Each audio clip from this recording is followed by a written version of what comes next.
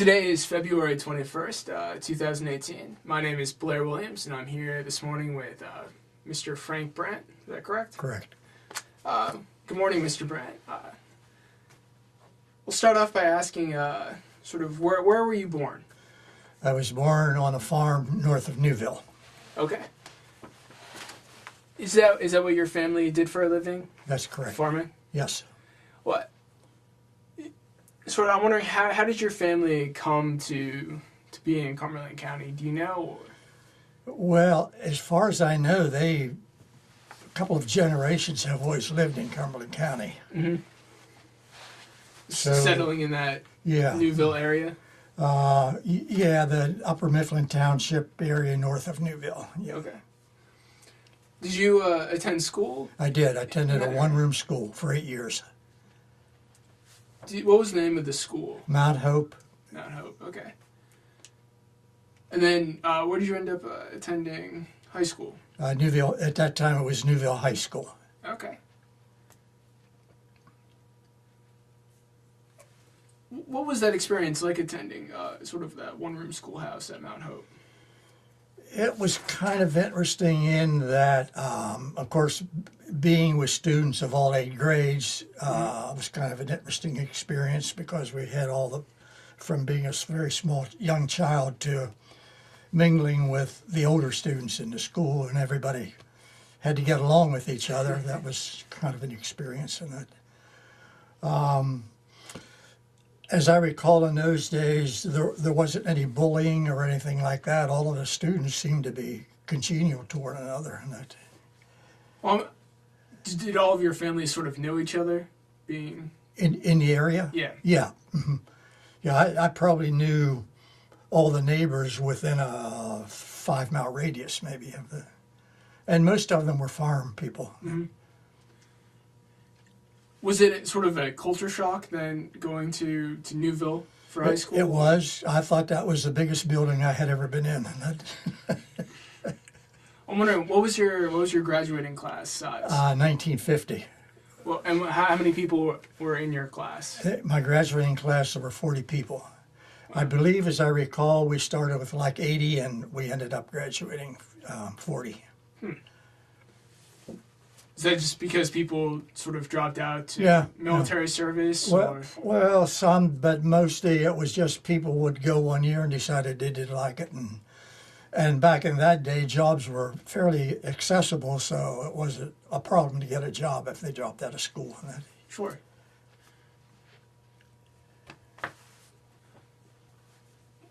What did your family farm for a living? Dairy farming. Dairy farming? Yes. Okay. So then I'm guessing you might not have... Did you go to any mills, sort of grist mills for feed? We did. Yes. We went to a grist mill to have the grain, the corn, the wheat. Yep. All the grains were ground into a finer type of feed to bring back to feed to the cattle. Do you remember the name of the mill? Yeah, it was George Ginner's grist mill. It was located in Double Gap. Yeah, I did an interview with George a while back. It was a did experience. You? Yeah.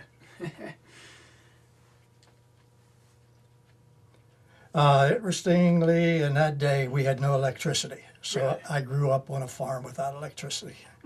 And it wasn't until, I'm thinking, the mid-40s when a cooperative called REA, which was, I think, located in Chambersburg, maybe, with the headquarters, they put in a line for all the rural people in that area.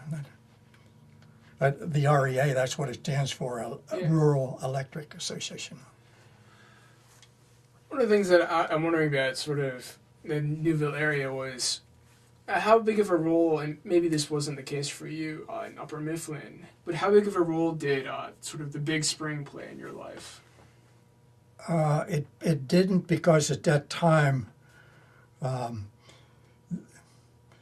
that the Big Spring jointure wasn't in existence at that time. Okay. Are you talking about the Big Spring stream or the Big Spring area? Yes, the actual stream. So, like, in terms of like fishing. Or no, I like did not. No, I did not. Didn't have time to go fishing. So most of your day then was taken up with farming, and yes. sort of milking cows. Right, and we milked by hand, so that was. Do you remember how many head of cattle you had? I think, as I recall, we were milking probably 10 to 12 cattle, and at that time, that was probably a mid-sized herd. In today's world, that would be very small.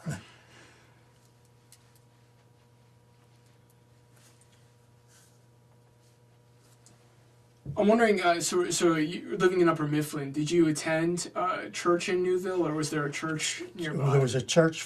There was a church right beside the school. It was called Mount Hope EUB Church, which stood for the Evangelical United Brethren. Okay. And then, so how long did you attend Mount Hope EUB? Until probably I graduated from high school. And then, all right, what did you do after graduating high school? After graduating high school, I worked at various jobs, and at that time, I had my current wife was also a member of my class in high school, so we knew each other as seniors.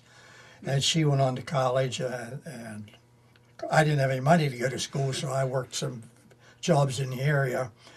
And then when she graduated college, I continued to work for a year or so, and then I decided to go to college. So,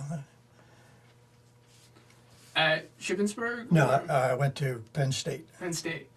Should have known by the jacket. So is that how you met your wife then? No, high school. I was in high school, yeah. Yes. What was her name? Mary Hassinger. Hassinger was her maiden name. Okay. I'm wondering, so how big was your family? I had 5 brothers and sisters. Okay. 2 brothers and 3 sisters. And were you the oldest, youngest? I was second oldest. So, and was it, did you have an older brother, older sister? Older sister. Okay. So I'm wondering, what made you decide not to stay on the farm then? It was hard work. Yeah. So you decided to look elsewhere then? Yes. Okay. What did you end up going to Penn State for? I majored in that day there weren't a lot of subtitles for engineering. It was basically the 4 main categories: Okay. Electrical, civic, mechanical, and chemical, I think. And I took the electrical engineering, kind of majoring in electronics in it. It's funny, I seem to interview a number of Penn State engineers. Was that a big sort of component of Penn State at that time, was the engineering program? Yes. Mm-hmm. Okay. And then, so after you graduated from Penn State, did you come back to the area, or? My first job I took was with Westinghouse in Pittsburgh. So we moved out there, and we lived there 2 years. And then I happened to be back in Carlisle. I'm not even sure why I came back. I may have come back to hunt. And I met somebody, and he said, and we talked about jobs. Mm-hmm. And he said, if you're interested in coming back to Carlisle, you might be interested in one of the quartz crystal companies, because they're looking for people. So my wife and I talked about it, and I came back and did an interview and decided to take a job with what was then Reese Hoffman Quartz Crystal Company. Okay. Yeah, because I interviewed Dick Callaman. Yeah, earlier I knew this year. Dick. Yeah. Yeah. He worked for one of our competitors. Well, I was going to say, I think he worked for Hunt. Yes. Yeah. Right. So you moved back to Carlisle to take a job at the crystal industry. Correct. Mm-hmm. How soon after did you start attending Second Presbyterian? We moved to Carlisle, back to Carlisle from Pittsburgh in 1958, and we joined the Second Presbyterian Church in 1959. So this would have been when it was down on... Right, exactly, on Hanover Street. What made you decide to join Second Presbyterian? One of our good friends that we knew, that in fact this lady taught with my wife, by the name of, at that time it was Polly Miller. And she was a member of the Presbyterian Church, and so she invited us to come to church. And my wife had been Presbyterian in Newville, Okay. so we had gone there a while. And then we decided to join the church here in Carlisle. At Big Spring Presbyterian, or? I guess it was the United Presbyterian up on the hill, not the one down on the spring. Okay. What were your memories of the church on Hanover Street? I don't. As I recall, the minister at the time we joined was Reverend McCracken, and one of my memories was that the parking was really limited. That was always considered to be a problem, and not a lot of space to do things. And then we were there when Mike Ferguson came. And then I remember going through the transition of voting to move to a new church, which was kind of interesting because at that time, I would say that the decision to move was not unanimous. That's what I've heard. It caused kind of a split in some of the folks, and some of them left the church at that time.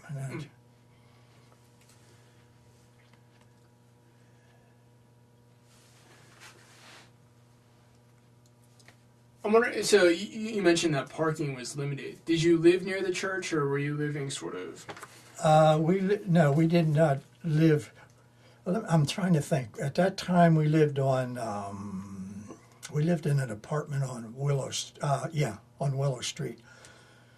We probably could have walked to the church, but I believe that we did drive sometimes as well. Yeah. So parking then was definitely a consideration for you. Yeah, I was one of the people in favor of moving. All right. Well, you mentioned that Reverend McCracken was the first pastor when you joined. Yes. Do you have any memories related to him? Or? Not really, no. I remember he baptized our son, and that's I think that was in 1960 or 61, and that's kind of what I remember about that. Yeah, I remember. I don't think he was there that long. He may not have been, and I don't remember when he came, and I don't remember. But as I recall, Mike Ferguson came shortly after we joined the church. Okay. You mentioned that Pastor Ferguson baptized your son. No, McCracken. I'm sorry. Yeah. What role, I guess, did the church play in your family? Sort of maybe daily life or social life.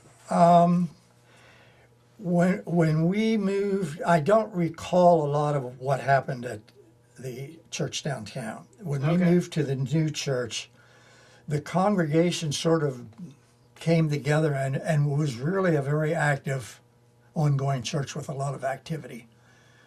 And I served during the course of the time that I was a member up at the church in Garland Drive. At one time or another, I had served on all three boards, the deacons, the trustees, and the session. And then after I retired from my job, I was treasurer of the church for 15 years. Do you think that sort of the I guess coming together of the church community, was that just because you now had more facilities or there was more space? I think that was part of it, yeah. And I give a lot of credit to the Fergusons. They were a very active, he was a very active minister. We had a very vibrant youth group. And in fact, they put on, in the meantime, Jack Larson, the associate minister, had come with the church. And he had put on a couple of musicals which were actually takeoff of Broadway shows. He did Jesus Christ Superstar, which was a lot of fun for the youth group, and several of the other members of the congregation participated. Those were kind of some of the things that people got involved in, and it made for a pretty active congregation at that time. Sure.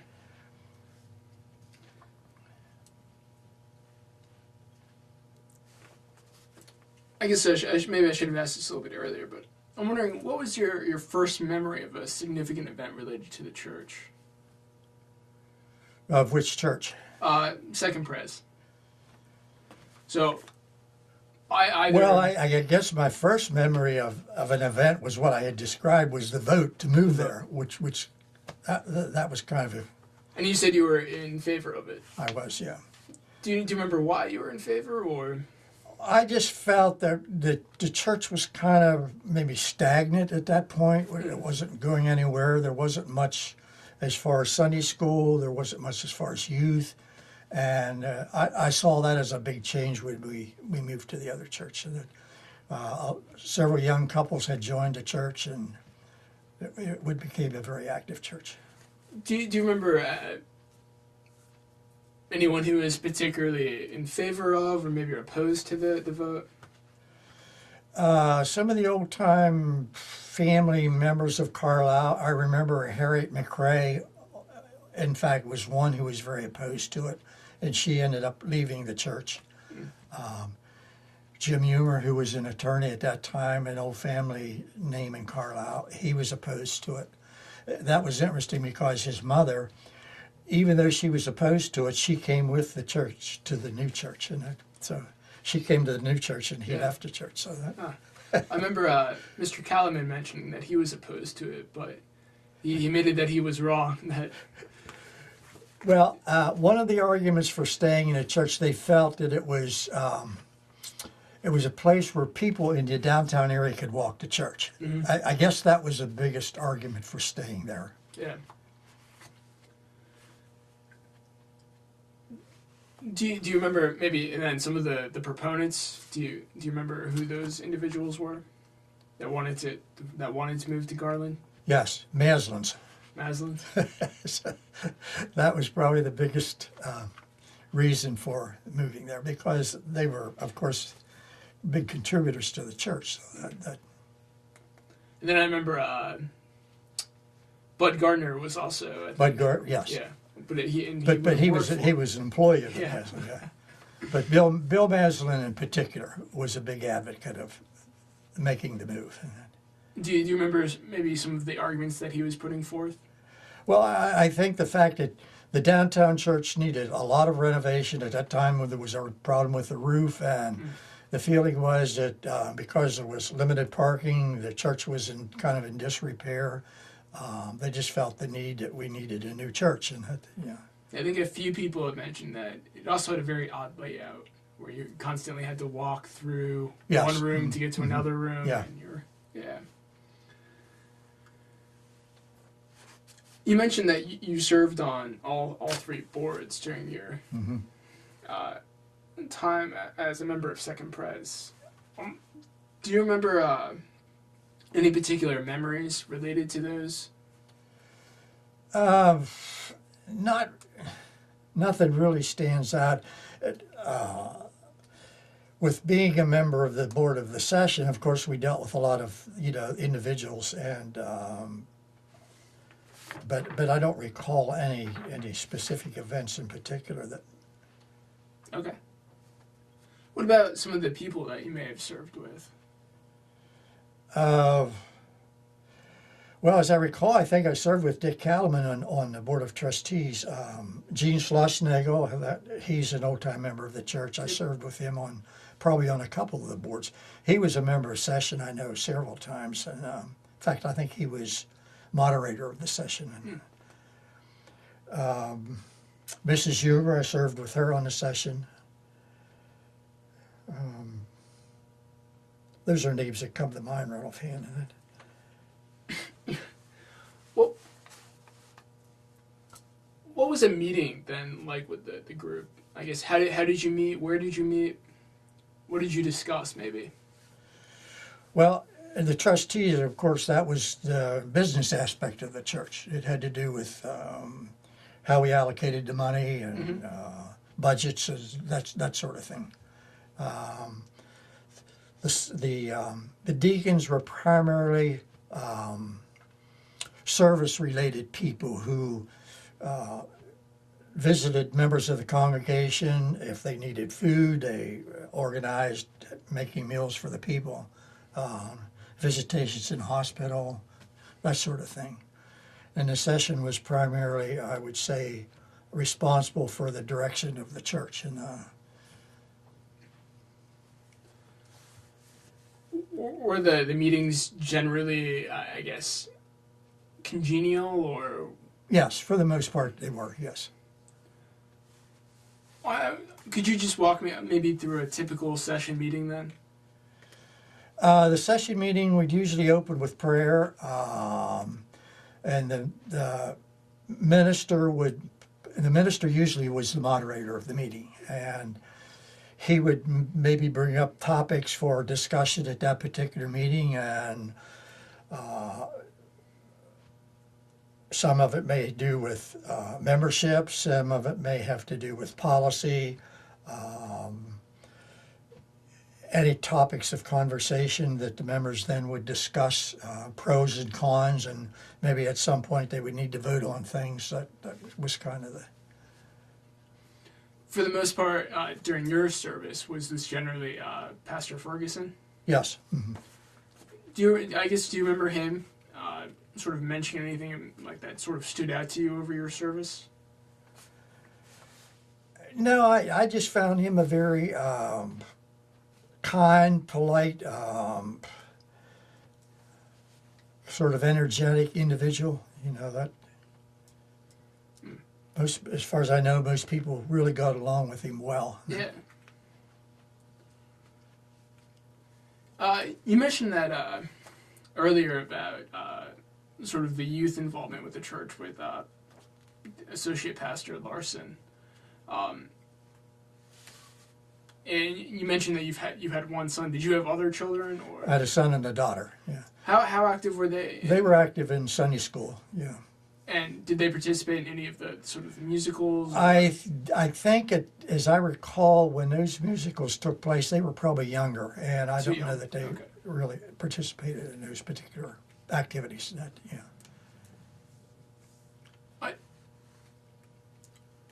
I guess one of the questions that I have is how did sort of maybe the ministry of Pastor Ferguson and Pastor Larson sort of evolve over time? Or did it change at all? What? It probably did, I would say. As the congregation, probably the whole congregation kind of aged, Yeah. as did the ministers. And I don't know, and I think my theory is that during that time frame, sports became a very competitive thing for kids to do. And I think they became so involved with the sports that they kind of lost activity in the church. Back in when this all started, church was kind of the social life of the youth group. Sure. So as things evolved, I think that kind of disappeared, and it became a sports activity, became the social activity of the... Was that the case with your children, or? Probably somewhat, yeah. Mm-hmm. I would say it was. Okay. My son was active in sports. He was active in baseball and wrestling, and in band. My daughter was in the band, so those activities, demanded a lot of their time. And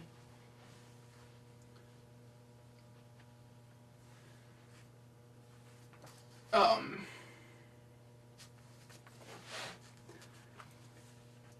One of the questions that I've been asking is involved sort of the church's involvement with sort of the broader community. Have you noticed that? Has that changed at all over the years, or are there particular issues that the church has been involved with? I think the minister that we have now, Reverend Gebelius, Mm-hmm. is kind of he has an interest in expanding the church into the community, trying to be involved with the downtown area, the black community, the Muslim community, the migrant worker community. He's trying to get involved in activities with those groups and sort of pull that all together. And So that's more of a recent phenomenon. Yeah, I would say that probably is the last 3 or 4 years that's become a sort of a challenge for him to do that, isn't it? Okay. We've spoken about a couple of the pastors. Were you ever involved in sort of choosing a new reverend, or? No, I was never on any of those committees that selected new pastors. Okay. Well, being there for a long time, you would have seen some of the transitions then. I'm wondering if you could speak about, I'm blanking on, the pastor who took over after Mike Ferguson. Jim Gilchrist. Yes. So, what was that shift like after having had, one person there for such a long time? It was somewhat difficult. Of course, we had an interim pastor during that time period. Okay. Bart Leach, I think, as I recall, was his name. And he came there as the interim pastor, which is kind of what happens when you change ministers until you search for a new permanent minister. You have a sort of an interim pastor. It probably took some getting used to because Mike had been there such a long time, and people, they didn't think they'd ever come to have another pastor. So it was somewhat difficult, but I think the congregation eventually grew to, and I must say they pretty much stuck together. I don't recall that many people left the church, after he retired. And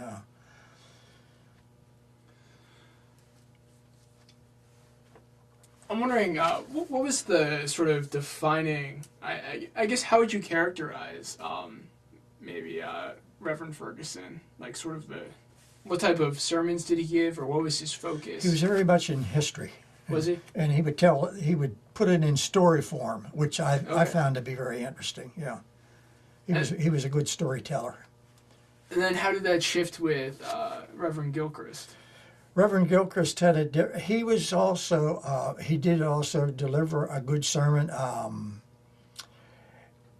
He was also into history related to the Bible, and also relating that to current day. And that sort of a different technique, the way he presented it, but still a very interesting person for delivering a sermon in it. And then what about Reverend Gabilis?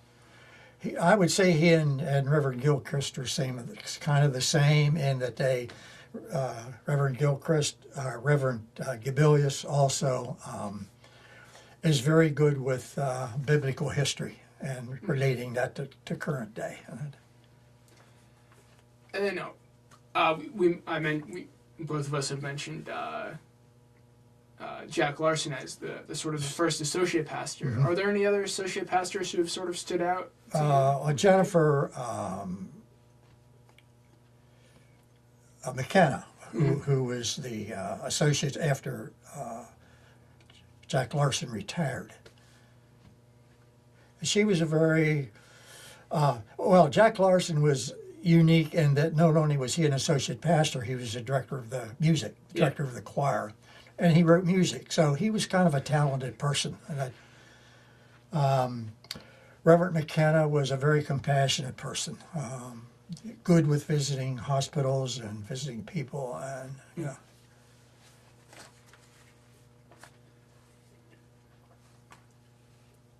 Did you ever serve on Whale of a Sail, or were you involved with that? Could you just describe to me what Whale of a Sail? People bring in their good used clothing, and then they have a sale, and people come in and buy clothes very cheap. Good clothing. I mean, a lot of the clothing was really good clothing where somebody bought something and it didn't fit, and it's like brand new. Some of them still have tags on them. That sort of thing. And so people really get a bargain. It's a very popular sale. I mean, when people in the community find out we're having their sale, they're in line to get into the church. But, Is that something that's still ongoing? Or? Yeah, they do it twice a year. Okay. And how long has it been happening? I don't know, a long time. Probably 20 years, maybe. I don't know. It's been going on for a long time. It seems like everyone that I've interviewed hasn't been that much involved with it, so I keep asking, but They get a lot of volunteers. Yeah. I guess maybe those are the newer people. I Sure. don't, yeah. Well, actually, I'm wondering, sort of, trying to phrase the question in my head, but how has the congregation sort of changed over the years? Or have you noticed it changed? It probably has, and probably it's the fault of the people who, as they grow older, in my case, we aren't as active anymore. Mm-hmm. So as the new membership come in, we don't know those people as well as we did back at the time when we were active, and you learn to know all the new people coming in almost immediately, and that's probably not true anymore. There's probably more of a divide there between the newer congregation and the older congregation, and that. Now, is that a result of maybe people because you're serving, because you're active, serving on committees? Correct. So Yes. It kind of forces you to. And then you visited those people as well during being on those committees, and that. Yeah. When you say, so, would that sort of was the church then a big part of your family's social life, or? So yeah, it was pretty much. So for a couple of years I taught Sunday school, and my wife taught Bible school. So yeah, we were pretty much involved with the church, and that. Now, Sunday school, so you were teaching kids, and Yeah, it was probably middle school age kids that I was teaching in Sunday school. what was that experience like? It was unique, and it was surprising some of the questions the kids would ask us. Oh, really? What were a few of them? Do you remember any? That really I stood can't out? remember. I just know you had to be pretty much prepared for anything, because you never Yeah. knew what was going to come out from their questions. I guess at that age too, Yeah.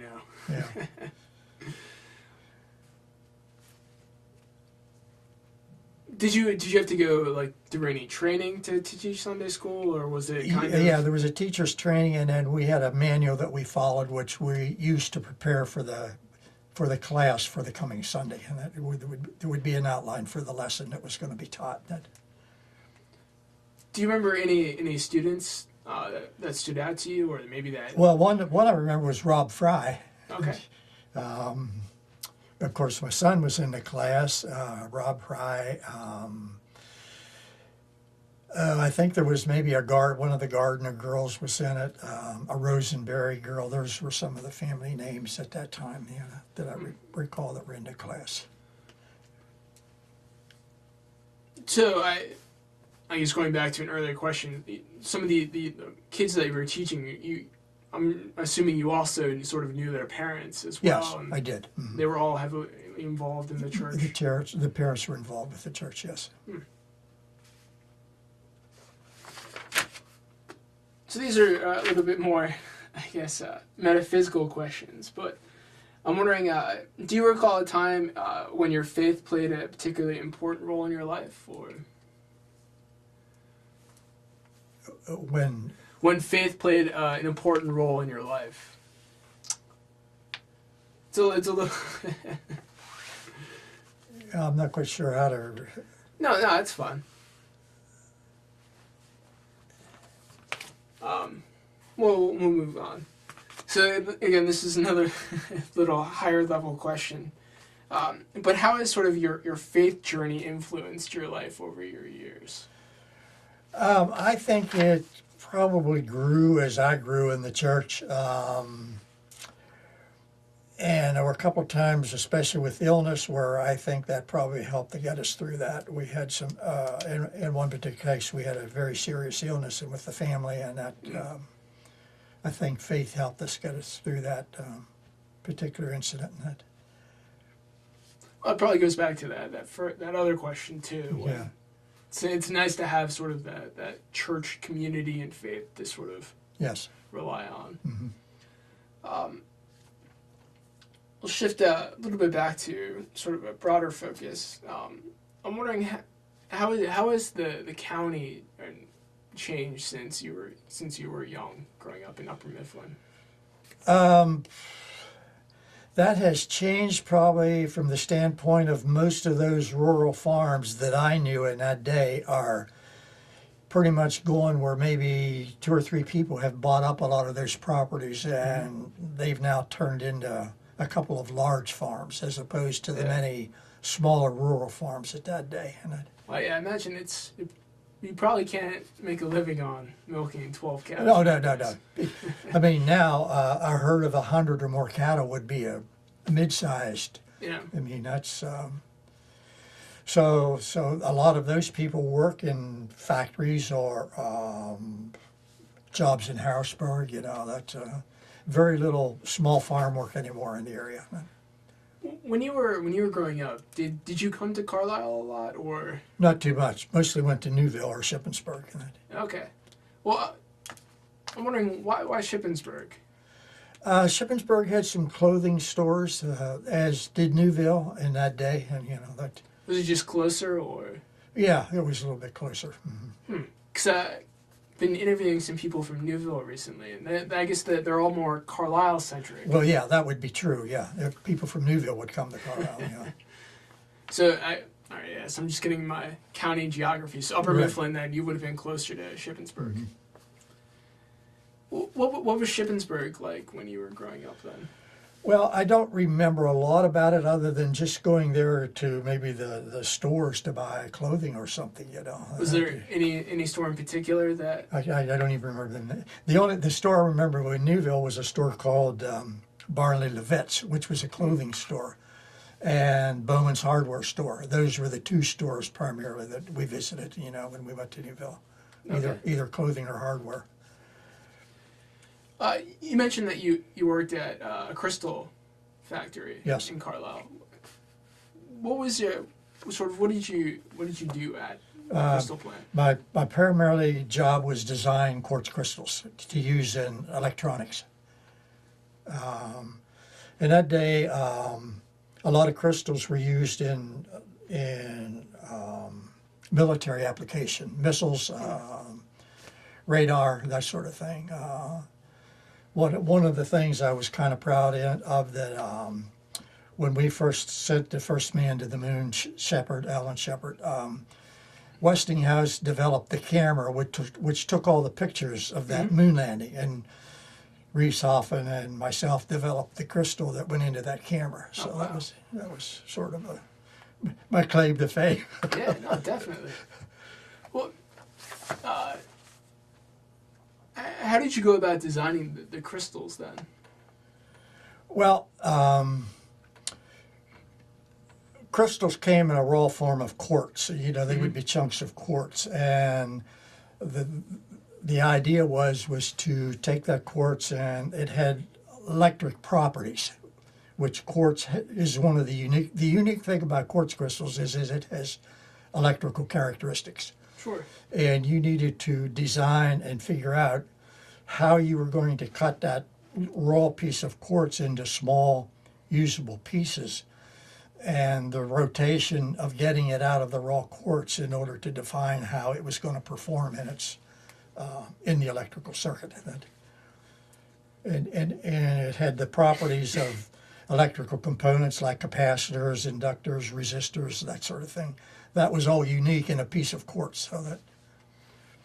And I'm guessing you were using some type of machinery. Yeah, we had X-ray machines to locate how we wanted to rotate or orient the quartz before we started cutting it.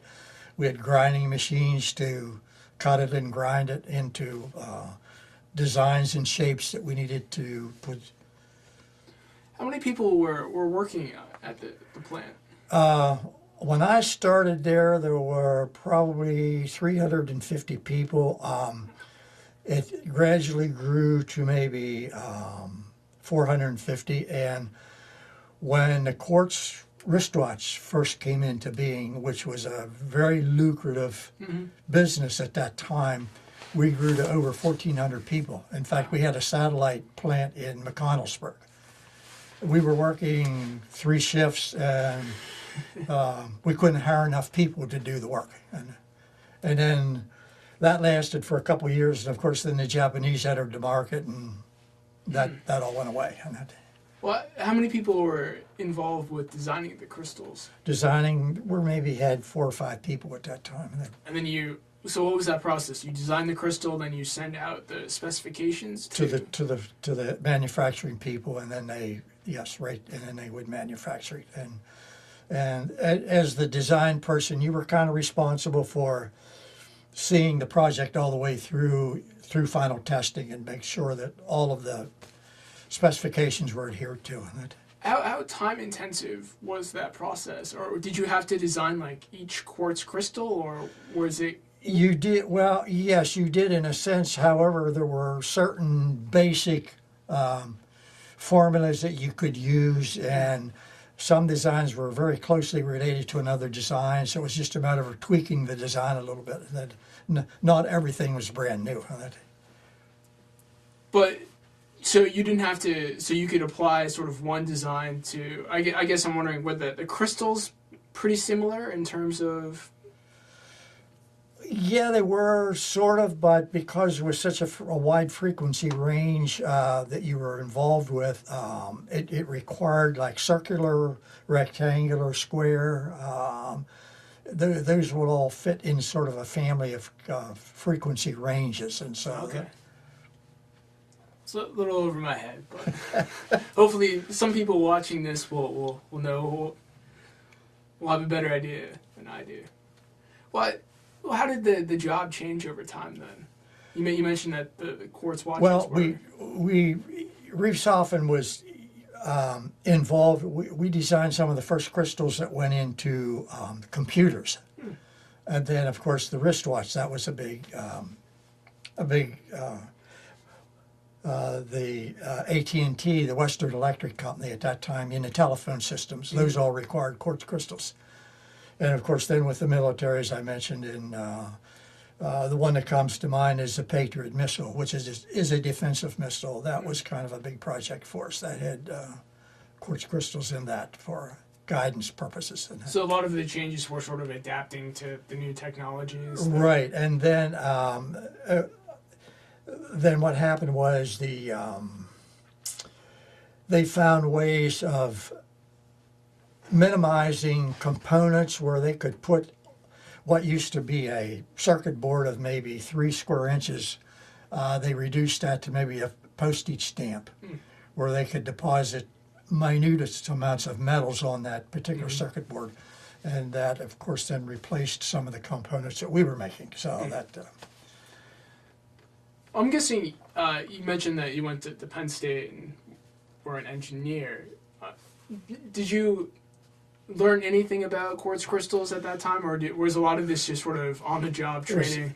They figured believe it or not, in our electronics course, this is kind of interesting. We had one chapter devoted. Now you have to remember, back in that day, it was the old radio with tubes in it. Mm-hmm. A transistor hadn't even come into play yet then. But anyway, in one of the chapters in our electronics book was devoted to quartz crystals. The professor said, I don't think many of you will be going into that field. We're not going to spend a lot of time on this. So anyway, but I was familiar with the name, and I had an idea of what it was. But as far as the actual job itself, it was a lot of hands-on learning when I got into the job. So the person that you talked to when you came back to Hunt, or whatever reason you were back in Carlisle, just assumed that you knew the one field, so you could probably adapt to this one as well, or? Yeah, the fact that I was vaguely familiar with what it was, I knew somewhat of what it would be, and so that's what kind of spiked my interest a little bit, I guess I would say. You had the engineering background, but were there any other like special skills or knowledge that were required, or? It was primarily just the math and the engineering background that probably was applicable to what I was doing in it. And of course, you had to learn to get along with people, because I worked very closely with the manufacturing people.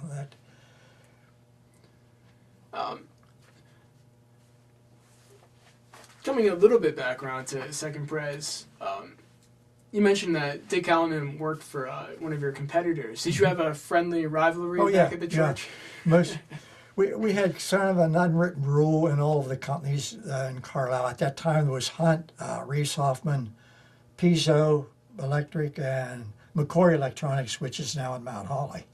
Those were all competitors, and we sort of had a gentleman's agreement that you didn't try to steal employees from each other. Well, how many people who are working at these plants were also attending Second Presbyterian? I can't really tell you. Dick Callman is the only one that comes to mind. There were probably others. Mm-hmm. I know later on I met one or two ladies that had worked for McCoy Electronics. So, and there may have been people in the church that I didn't know their occupation. Yeah. Well, because we've mentioned the Maslins and Bud Gardner. Right. So, what were there a lot of people working in manufacturing also attending, or you just weren't aware of what people I were probably doing for a was living? not aware of all of them. I know that, of course, the Hayes people who had Frog Switch, they were members of our church. Okay. The Maslins, there were people there from United Telephone. Who else? I'm trying to think. Tire and Rubber. There were people there that I know that were head of the Tire and Rubber. Let me see. AMP Incorporated. Brenner was the head of AMP at that time. He was a member of the congregation. Brenner, I guess it was. Do you remember his first name? Joe, I think it was Joe Joe Brenner. Yeah, he was the CEO of AMP, and he was a member of our church. So, yeah, we had several members of the industries in town.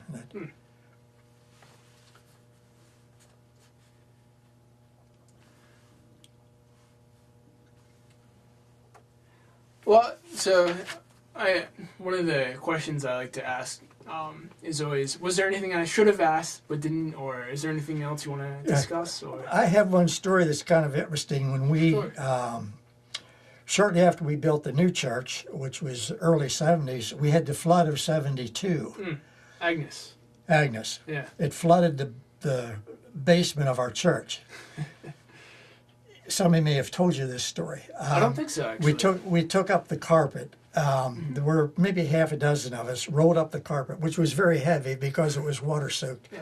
Took it out to the parking lot, laid it out and it was warm. That was in June, so we had hot weather for it to dry. Al Spears and I spent probably the whole day turning those carpets to make sure it would get dried evenly.